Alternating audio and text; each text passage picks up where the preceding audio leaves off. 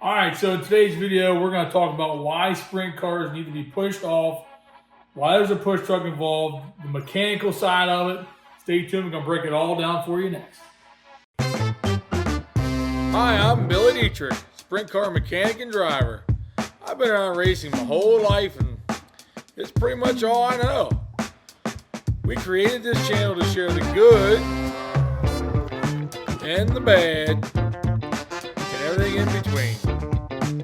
Our crew may not be the most experienced or professional, but we get it done and we have a good time doing it.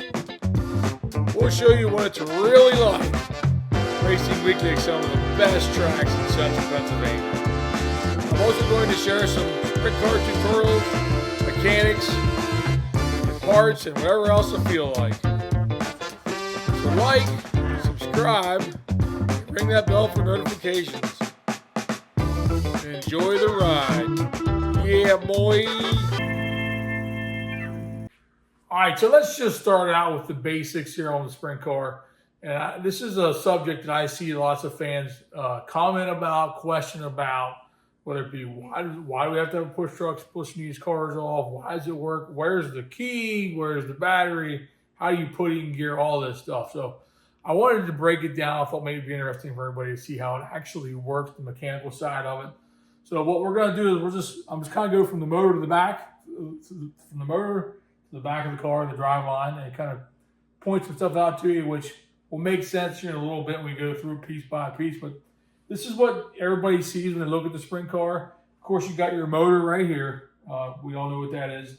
Then we've got our firewall and or motor plate right here. So this is a piece of either aluminum or magnesium that the actual motor bolts to. And then on the back side of that, we have the torque ball assembly. And inside of this is the U-joint, which is bolted to the back of the engine.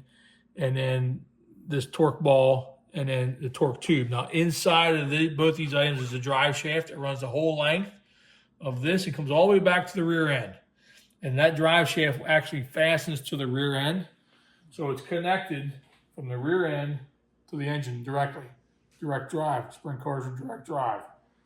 Now, you're probably saying, well, what about, your passenger car or this or that has a clutch or a transmission? I'll get to that in a second. So let's just come on back here. So one piece I don't want to miss is this shifter cable. So when we're saying putting it in or out of gear, we got this cable here. Just up like this is out of gear and down is in gear. So this cable runs from here, just a cable like I just said, all the way back to the side of the rear. This is a winner's rear, but all the rears basically have the same configuration, the same parts involved. So if you shift that cable, let me just switch sides here. You can just look at that cable right there.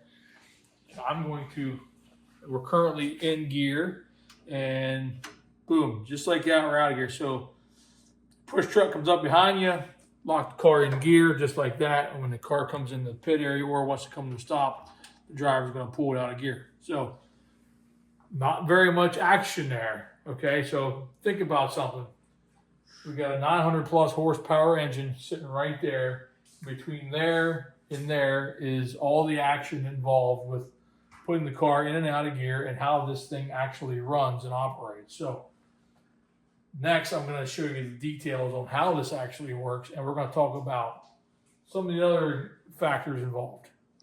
All right, so I got all the pieces laid out here, and we're going to go through the mechanical side of this next, and just so we can kind of break it down so you can visually get an idea of what's going on here and what makes the sprint car direct drive and why it has to be push started. So I have an engine sitting here, and like we just talked about a minute ago, the engine's bolted to the motor plate, and we got the U-joint bolted to the back of the engine. So this is the only piece that's going to connect the engine to the rest of the drive line. So we got the U-joint here, and we got a drive shaft right here. So this drive shaft is going to slide right into here. 32 splines, just put it right in there like so. So that's the only connection point from the engine to the rear end. Now, I'm going to show you the rest of the parts here also. The next piece we're going to show you is the ball coupler. Okay, so I just showed you how the drive shaft goes into the U-joint. The U-joint's connected to the motor. So it's a solid shaft. This was steel. And then for demonstration purposes, I got all the pieces here laid out. This is what we call a ball coupler. Actually goes in this rear, which we're going to show you the inside of the rear in a moment. But this sticks out the front of the rear. This is inside the torque tube. This connects like so. There's an actual snap ring that goes in here along with a seal, which isn't in there but you get the point. That just goes in there. So motor's right here, rear end's right here. You got a 27.5-inch drive shaft, depending on the wheelbase of your car, connecting these two items together to the rear end. Now, on this side, I'm gonna put the drive shaft down. On this side, we got the lower shaft, which connects this ball coupler to the back of the rear. So we got a rear end's here, ball coupler, drive shaft, U-joint motor. So we got one solid piece here. So if the engine's turning, this is turning. If the engine's running, this is running. It's all, anytime the motor's running, this whole unit's spinning, which is spinning right between your legs and inside the torque tube, which we already showed you. Now, on the back side of this is where it gets kind of interesting. And this is where you're gonna, learn how this thing goes in and out of gear. So we have this bearing / coupler. So this lower shaft slides into this bearing. There's a bearing on the outside and a bearing on the inside. And this coupler, so we got the female coupler here on both sides. This is the male piece. As you can see, there's different splines on this side. So then the important part is right here. So this is, believe it or not, this is what keeps this 900 plus horsepower motor in and out of gear right here. That's all it is. So car's locked in gear. This coupler engages right there. Okay. So now you're locked in gear, the motor's running, the whole thing's turning all the way from the motor all the way to the rear end where the quick change gears are. Basically just like so. Pretend the motor's up there. Yeah, my workbench is a little messy, but I am working here. So all the way to the rear cover back here. My left hand is where the quick change gears go. So now you see how this whole deal comes together. So when you see a sprint car get locked in gear and a push truck gets behind him, that's what's going on. And that's why the push truck has to push him to get him going. Now, we did show you that the shifter cable was hooked up over here and how that worked, this arm in and out, like so. Okay? Well, that arm is right here on the bottom of this rear. It goes right in this groove right here. So when you shift it out of gear, flops that back, goes forward in gear, boom, you're engaged. So that's how this whole thing works. Okay, so I know I kind of went through that parts description pretty quick there, all the pieces I broke down for you, but now I got this rear end here that's still assembled. I'm going to show you how it actually works. And now that you have an idea what the pieces look like, we'll start with the front of this rear. This rear has a different style coupler, but still the drive shaft goes in there. So like I described a little bit ago, this shaft goes all the way back here to this other coupler. And that's where this all turns together. So I have a set of gears as well that I'm going to show you how this all comes together at the very end here, what makes it, closes the loop on how all this works. So, all right, so next I'm going to put the rear end gears in the back here. This is an actual rear out of the sprint car. This is a customer rear that I've been working on here in the shop. Come in here just for some service work that I'm using for this demonstration. So you pop the rear cover off, which I have that right here. A quick change rear, 6 to 10 nuts on the back here. So we have all our pieces assembled, like I showed you earlier. What's going to make all this come together is the quick change gears. So you always put the big gear on top and the little gear on the bottom. So then your gears are in there. Now, why is this important? Remember when I was showing you how this shifter works in and out? You know how this arm works when you put the car in and out of gear? Well, it connects right here. So when you put the car in gear, then this lower shaft is turning. So when this lower shaft turns, it turns the big gear. And then when it turns the big gear, it connects, this is called the pinion to the rear axle. So when it's in gear, this is all turning. When you take it out of gear, like that, this shaft will still turn, but this lower shaft that comes out the front is not spinning now. All right, so now you might be wondering, after I explain all this, why don't you have a starter on your sprint car? Where's the battery? All this stuff. I kind of said about that earlier. And, that's a good question. And I want to just shed a little light on that. And I want to start by saying, I don't know, how all this design came about. I know there was a less technical design originally where you put the car in and out of gear right here on the actual torque tube. There was a hole in the side with a handle came up between your legs, and a coupler just kind of slid on and off a shaft. So it has evolved over the years to what it is now, and it works pretty good. But why doesn't a sprint car have an actual starter and or a transmission? And I have a few pointers on that. And here's where we're going to start. Number one reason that I see is space. If you look in here, there's just not a lot of room in here. So, I actually drove the Speedster that had a transmission. I'm going to call it a 2-speed transmission, and it had a starter.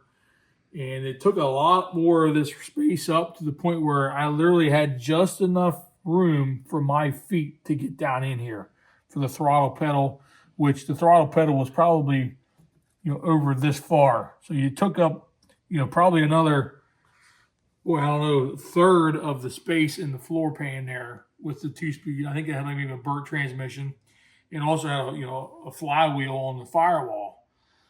So with that setup in mind, looking back on it, there just wasn't much room. And like I said, it was a 2-speed transmission. So, you basically, and I think super late models may be the same way. You fired the car up in neutral.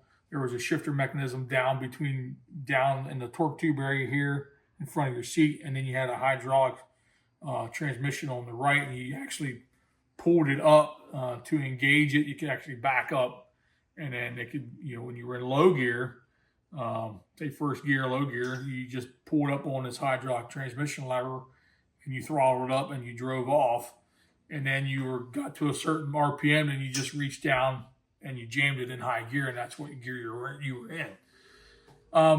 That's probably okay for a lot of applications, but like I just said, in this case, we don't have the room in the cockpit with everything we already have going on in here. Plus, we don't have the room on the firewall. So we showed you the motor plate earlier, and the back of the motor just has the U-joint. So there is no bell housing, there is no flywheel, there's no starter, there's none of that there. And sprint cars just really aren't designed for that. It would take a whole new design to try and fit that stuff in there between the firewall and the back of the engine, the U-joint, the torque tube. All that stuff would be entirely different. And it probably wouldn't work that well.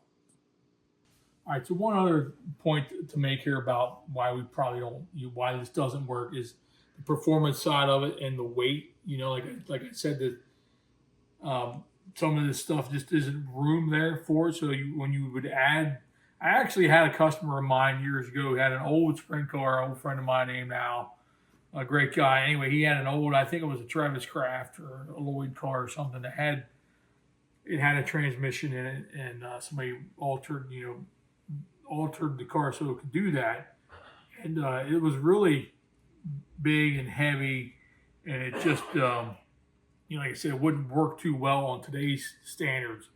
Another thing is, like a late model has might even have 3 pedals. Some of them do. Obviously, as you can see, we don't have room for that. There's just not room for anything else down there, either direction, and you can't make the cars any wider. So we're probably pretty much boxed in with what we got. And the other thing is all the lightweight components we already have in here that already exist. It would be a big undertaking to try and figure out a way to cut all that stuff apart, change it to make it work for another application. So that's pretty much it on the why nots, and hopefully I covered it all. Well, I think I covered pretty much everything here as far as all the details go, but I wanted to just show you or demonstrate why you and when you would put the car in gear. So, like I said earlier, right here's your shifter. When you would put it in gear, obviously you don't want to do it like at a higher speed, like the push truck's pushing you, and you say you're going 10 miles an hour. It's not going to go in gear. It's just going to grind when you're trying to get it in gear. You want to wait till the car is all but stopped, so them teeth on them couplers I showed you, they have to kind of lock in place. If it's spinning real fast, they're never gonna mesh. So you're gonna wait until the car slows down, like almost stop, like I said, and then you're gonna jam it in gear. There's been times over the years where I've had to actually rock the car, whether I'm just doing this or if I'm reaching on the tire and trying to roll it to lock it in gear. And of course, if you're gonna take it out of gear, anytime you're gonna stop, you're gonna reach down there and give it a jerk, pull it out of gear, and then at that point in time, you can shut the engine off. One thing you don't want to do is, typically you don't want to shut the engine off and then try and get out of here because it won't come out of here because it's going to be a load on the drive line. So that's a whole nother story. We'll get into that in another video. But there you go. All right, so that's going to wrap up our video today on why the sprint car needs to be push started. Hopefully, I shed some light on stuff. When next time you see a push truck out there pushing a car and you see the guy putting it in gear, you know what's going on, how it's working, and also why we don't have a starter and don't have a clutch and all that good stuff. So appreciate you watching.